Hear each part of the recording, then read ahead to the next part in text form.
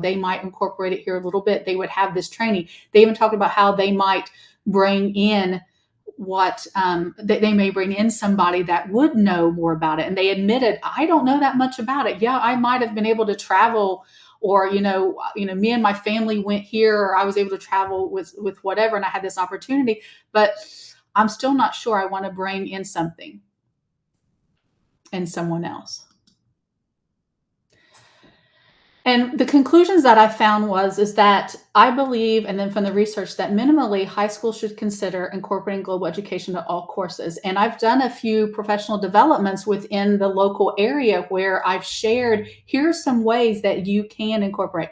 I'm a social studies teacher by trade, and how I got into education. And so the math and stuff I'm not good at. I'm a high school, and so I tried to help even through K2 and K through 5, the younger elementary, the littles. Here are some ways that you can do global education. It can be as simple as, and I know in kindergarten that they kind of pick a word of the day or something like that. I've seen that. And sorry for anybody that might be a kinder teacher. How about using a word, from a different language for that day and putting it somewhere, and maybe on the door, or maybe having a book, that teach them.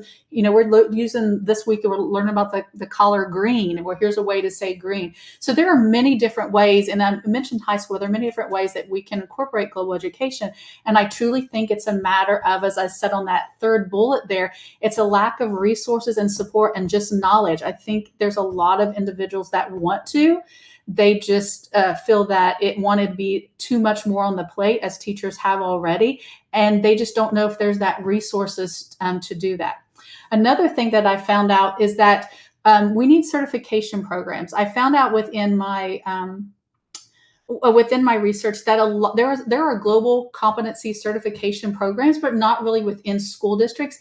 They're part of world language councils or world councils, or however you want to describe them. And sometimes they're upwards of $200 per student and requires a travel component.